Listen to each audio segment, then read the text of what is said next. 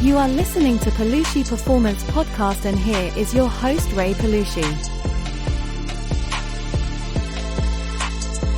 Hello everybody, and welcome to the new episode. Thank you so much for finding your precious time and spending it here with me. I'm Ray and I'm your host, and let's go straight to today's topic.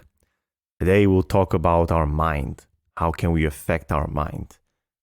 And how can we basically use our brain and our mind in our favor? Speaking about, I'm fascinated about mind, okay? I love it. I want to study more and more. When I was in the counseling program, we talked about it. But what is funny is that still, there's so much that we should learn or things that we don't know about our brain. But at least there are some things that we know, okay? So I'm going to call this episode Gardening. I'll let you know why it's going to be called gardening. First of all, let me start off with a Jim Rohn's phrase. As you all know by now, well, I hope you know by now, that I love Jim Rohn. Stand guard at the door of your mind, Jim Rohn said. If your mind is suffering, guys, your body will also do the same. And the opposite too. So we have already discussed the importance of the body and mind connection, how they work together and how they affect one another, okay? So I really need to focus more in this episode about our mind, okay? Because your mind is the most important thing, the most important muscle in your body. Your body can give commands to your brain, but the brain can't. The brain will dictate the way you think, the way you move, and all the other aspects in your body. If our brain is so important, why don't people use it, says Marcus Aurelius? I don't know. I really don't. People don't take time today to think. People don't take time to train their brain like they train every other muscle in their body. Do you guys go to the gym? Well, I hope you guys do. Do you guys train your biceps? I certainly do.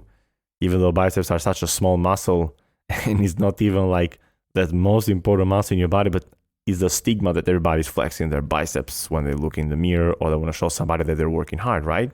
Everybody train their biceps and they want to have big biceps.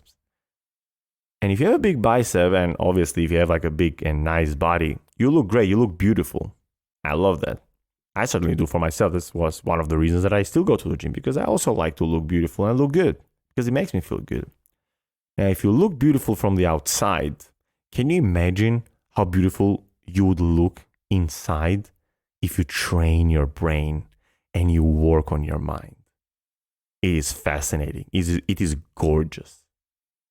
And it's not something that, obviously, there has to do some genetic aspect, but we can train our brain. We don't have to be like, oh, okay, now I cannot do anything about it. No, we can. We can meditate, we can visualize, we can read quality books, we can try to be more curious for more knowledge, etc., etc., etc. So if you eat healthy in order to see great results in your body, why don't you eat healthy for your mind? Why don't you say no to the junk food for your mind? And what do I mean by that? We have approximately 60,000 thoughts in our brain in a day. Yes, correct. In a day, 60,000 thoughts. Now, some thoughts are conscious and some are unconscious. Some goes to our subconscious. For some thoughts, we think about it, we're aware, and some thoughts, we're just not aware of it, okay? So regarding the conscious brain, the conscious mind, you have to become aware of it, okay? It's like, you're feeling angry and thinking about bad stuff, but you still just let it be. No. When you catch yourself at the moment, just simply switch the gears and start thinking about something positive, something else. Just change your state. In a book of Tony Robbins, he said that I don't let myself be angry more than 4 seconds, I believe, or he said something, but ridiculously crazy numbers, right? I think he first said that I never let myself get angry more than a minute, and then he said constantly he would work to lower those moments. So every time he said he will get into a conversation with his wife, Sage, he would use the word pivot, and that word will just make them laugh. And even if there is such an intense conversation, somebody will use that word and they'll just switch their gears. And he has shared in his book more in-depth stories on how he was one time so angry at the lady at the reception, which wasn't her fault. You know how we always like to blame the front guy, not the insiders. And next thing you know, he caught himself being so out of control. And then he started realizing that he's not, and he's not so much in control. He's not himself. And what he started doing is start using those kind of little words that will switch his brain. And that's funny because I also have my own routines. I mean, I have some phrases in Albania. So every time like I'm about to get angry and I say the word like the F word or something else, I continue with some Albanian words. And from being almost like furious, my body doesn't get so angry. My mind doesn't as well, because I put myself in those positive states, because those words put me on those automatically. So on our conscious mind, we kind of train it. And more you train it, you better going to become at it. And hopefully you don't get mad for a while, because I know I used to be one of those guys that you'd get angry for something and you'll keep this anger for like half a day, sometimes a day, for like a couple hours.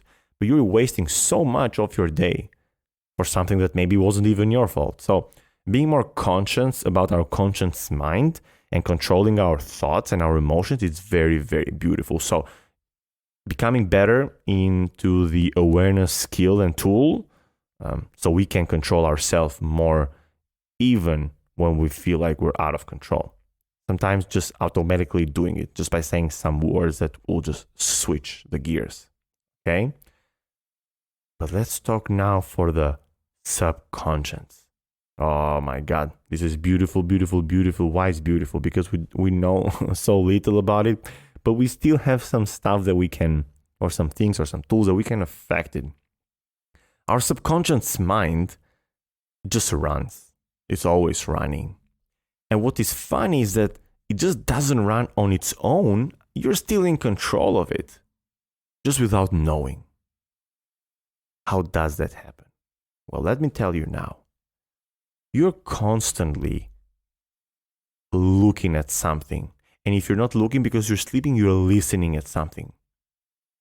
It is almost impossible to be in a normal state. There's no normal state. There's either a good state or bad state. And those states get determined by the thoughts that we're having. So let me ask you something.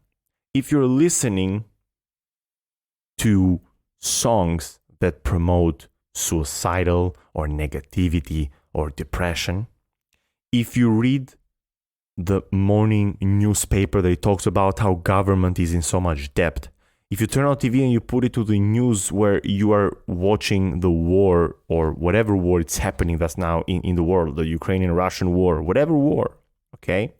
If you open your social media and the pictures that you're looking are graffiting and pictures that are not a picture that you want print and put it in the wall. I mean, probably there are some people that will even do that, but you get my idea. If you're constantly listening, watching, focusing, and spending time and energy on things that are not productive, that are negative, what do you think your subconscious mind will do? Do you think you're going to become a happy man? Do you think you're going to see life in a positive way? Do you think you're going to become motivated? I don't think so. I really don't. I have quite some friends that sometimes we will run into conversations like, I don't know what's wrong with me, I just don't feel good.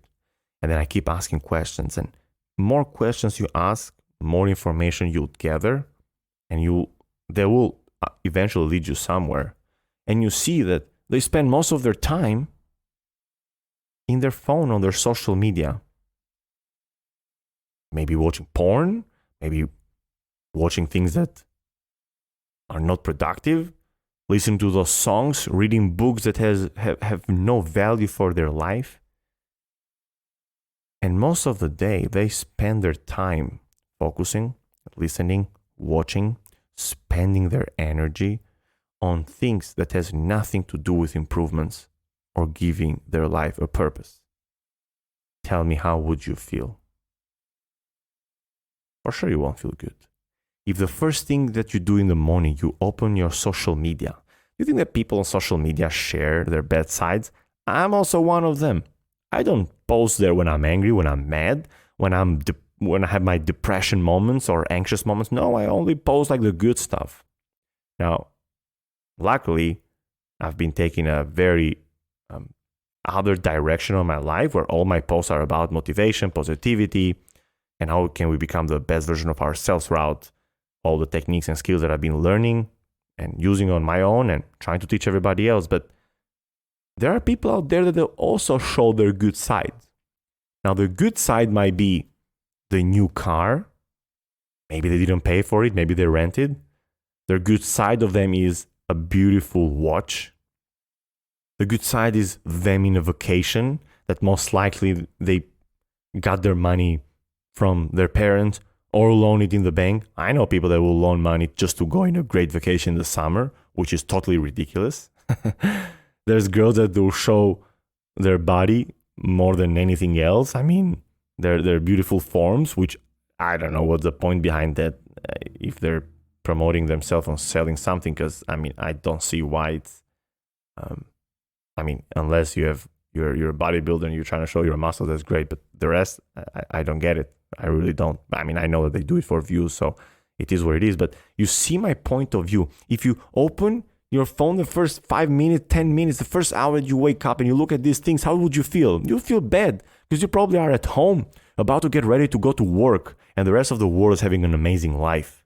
Well, at least that's what they show. And these things affect our subconscious in such a negative way. So that's why this episode is called gardening.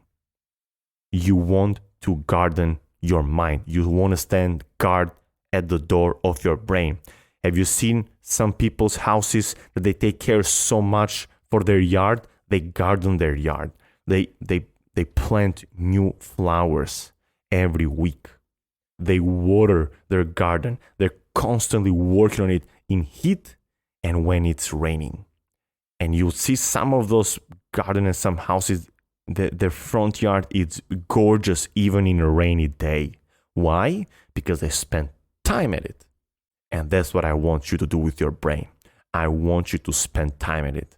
I want you when everything it's negative, it's raining, it's terrible, you're still happy smiling because all you surround yourself with is positivity, motivation, and quality knowledge.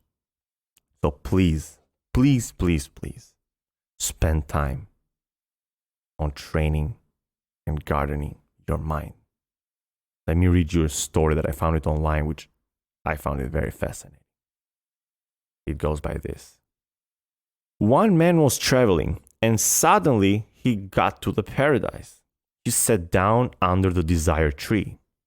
There is such a tree in the paradise sitting around which you can immediately fulfill. It can immediately fulfill all your desires. You just have to think about it, okay? And this guy thought, I'm hungry, so it'd be nice to have a bite right now. And then he just thought about this. A table full of different dishes that he was thinking about appeared right before him. Wow, the man was surprised. Can it be? He thought so, and the table with dishes disappeared immediately. And he thought again, it would be so nice to get it back. And the dishes appeared again. He ate a plenty of dishes. He has never eaten such tasty food before. After satisfying hunger, he thought it would be nice to drink something, and a perfect wine appeared immediately because there are no restrictions in this paradise. Laying in the shadow of the tree and drinking wine, he started wondering why these miracles do happen. It just can't be that everything would be so good. Probably some ghost played a joke on me. Suddenly, the ghost appeared. They were terrible and looked like he imagined them. The man became scared and thought, oh, now they will kill me. And they killed him. Everyone lives in the world that he deserves. And I hope that with this story, you guys can find a message behind it. Everyone lives in the world that he deserves. raise your standards because no one is going to raise it for you. Think good and you'll have good. I know there's a lot of books out there, Law of Attraction, The Secret, and I've read it all. I'm not telling you to just use a magic wand and just think for something good and that will appear. No, it's not that easy. You have to work for everything in life. But please, do not let the negative people and negative things affect your life for negativity, because it will happen. It will happen. And it's a constant battle and a constant fight with everybody, starting from yourself and everything else around you. Spend more time on your brain. I know you can, I know you will. And I hope that from this podcast and from each and every episode of mine, you can only get positive messages and practical tools that you can use in your daily life. Thank you so much for being here. I truly hope that you learned something, you can use something. Appreciate your beautiful time and appreciate you guys in general. Thank you so much for all your comments, likes, shares, and everything else. Until next episode, you guys stay blessed.